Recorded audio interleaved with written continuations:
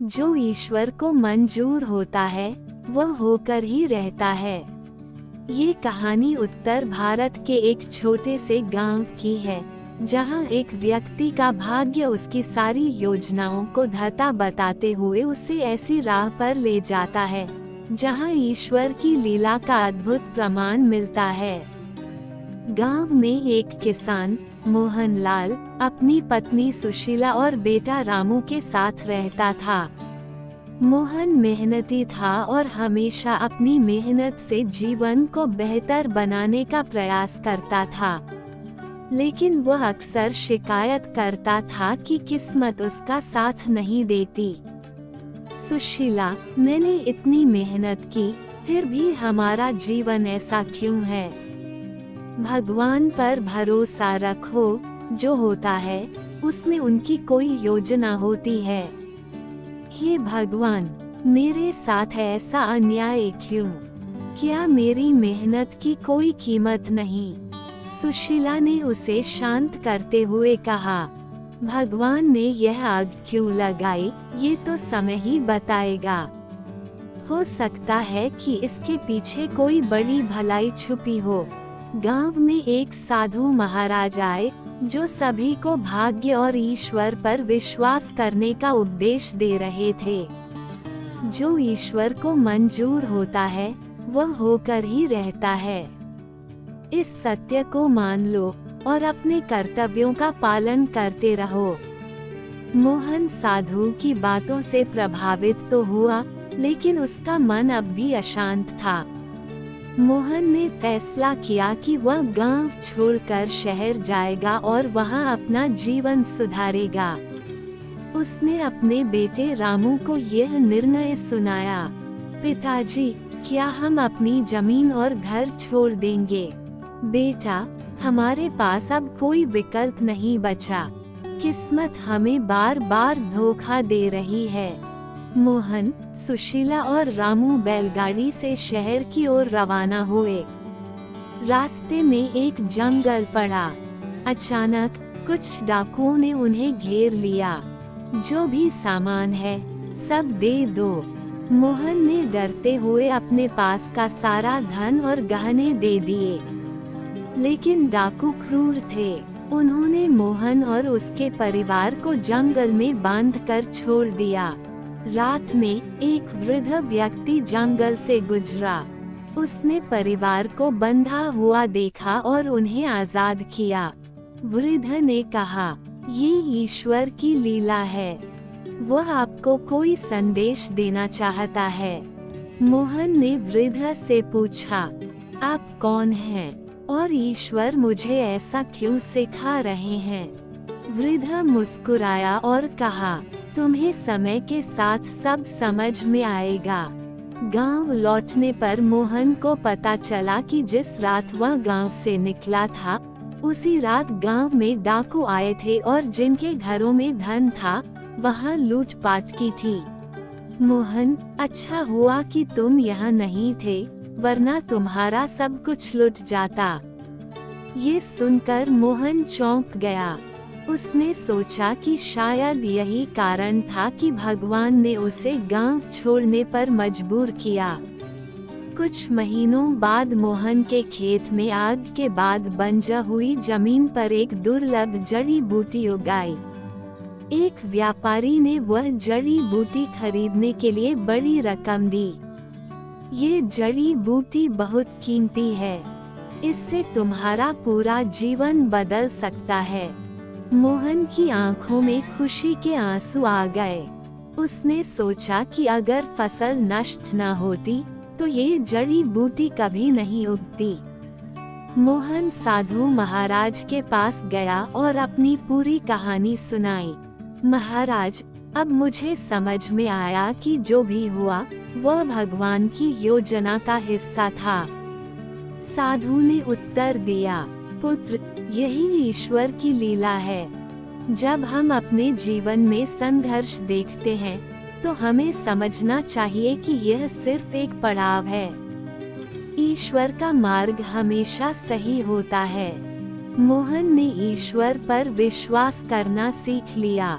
उसने अपनी सारी संपत्ति का एक हिस्सा गांव के विकास में लगाया और बाकी धन से अपने परिवार को एक अच्छा जीवन दिया। जो होता है उसमें ईश्वर की योजना होती है। कठिनाइयों में भी ईश्वर पर विश्वास बनाए रखें। समय के साथ हर घटना का उद्देश्य स्पष्ट हो जाता है। ये कहानी यह सिखाती है कि हमें अपने जीवन की हर परिस्थिति को स्वीकार करना चाहिए, क्योंकि जो ईश्वर को मंजूर होता है वो होकर ही रहता है। ये कहानी एक प्राचीन राज्य की है, जहाँ के राजा अपनी प्रजा के लिए न्यायप्रिय और धर्मपरायण थे। परंतु एक दिन उनके जीवन में ऐसी घटनाएं घटने लगी जिन्हें कोई समझ नहीं सका। इस कथा में विश्वास, कर्म और ईश्वर की महिमा का अनोखा संदेश छिपा है। राजा विक्रम एक समृद्ध राज्य के शासक थे। एक रात उन्होंने सपना देखा जिसमें एक साधु उन्हें चेतावनी देते हुए कहते हैं, हे राजन, जो कुछ होने वाला है उसे रोकने का प्रयास मत करना। जो ईश्वर को मंजूर है वही होगा। राजा, कौन हो तुम? यह क्या कह रहे हो? साधु, समय आने पर सब स्पष्ट हो जाएगा। बस ध्यान रखना, सत्य और धर्म का मार्ग न छोड़ना। सपने से जागने के बाद राजा विचलित हो गए। उन्होंने महारानी संजना को ये बात बताई। हे स्वामी, ये सपना साधारण नहीं लगता। हमें इसे गंभीरता से लेना चाहिए। हाँ, परंतु मैं इसे कैसे समझूं? कुछ समय बाद महारानी गर्भवती हुई। पूरे राज्य में उत्सव का माहौल था, लेकिन जब राजकुमार का जन्म हुआ तो राजमहल में एक वृद्ध ऋषि आए। उन्होंने बालक को देखकर कहा, यह बालक राज्य और आपके जीवन में बड़ा बदलाव लाएगा। लेकिन ध्यान रहे, इसे हमेशा सत्य और धर्म का पाठ सिखाना। इस बालक का भाग्य महान है, परंतु इसकी परीक्षा कठिन होगी। हे महात्मा, क्या इसका भविष्य शुभ होगा? जो ईश्वर को मंजूर होगा वही होगा। राजकुमार के 10 वर्ष के होते ही पड़ोसी राज्य ने अचानक आक्रमण कर दिया। राजा ने पूरी ताकत से अपनी सेना का नेतृत्व किया। युद्ध के दौरान राजा का एक प्रमुख योद्धा शत्रु के साथ मिल गया और महल पर कब्जा करने की साजिश रचने लगा। यह विश्वासघात है। हमारे अपनों ने ही हमें धोखा दिया। हे स्वामी, क्या हम इस संकट से बच पाएंगे? हम धर्म के पथ पर हैं। ईश्वर की इच्छा के आगे किसी का वश नहीं। जब सब कुछ खोने की कगार पर था, वही साधु अचानक राजमहल पहुँचे। उन्होंने राजा को धैर्य रखने की सलाह दी। हे राजन, जो हो रहा है उसे रोकने का प्रयास न करें। यही ईश्वर की लीला है।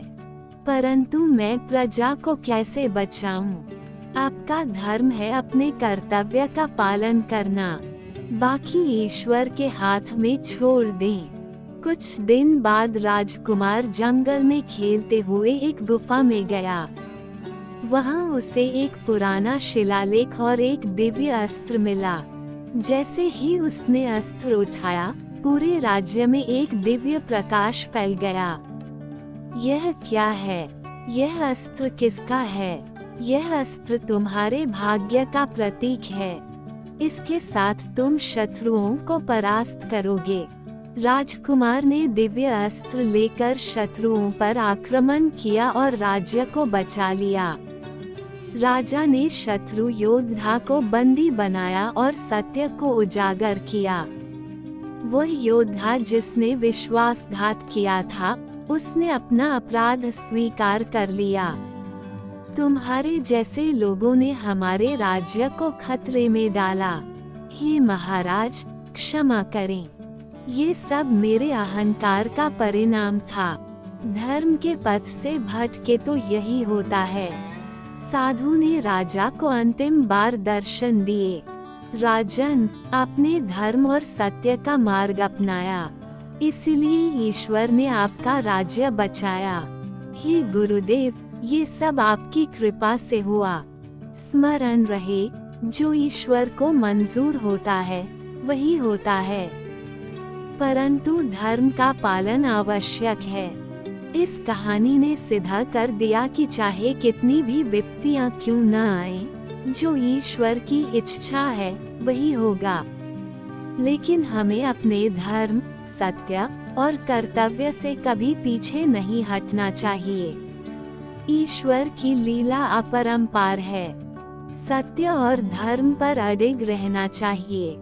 हर संकट का समाधान ईश्वर के भरोसे और अपने कर्म से मिलता है। ये पौराणिक कथा ईश्वर की महिमा और धर्म के पथ पर चलने की प्रेरणा देती है। Please like, share and subscribe my channel. Thank you.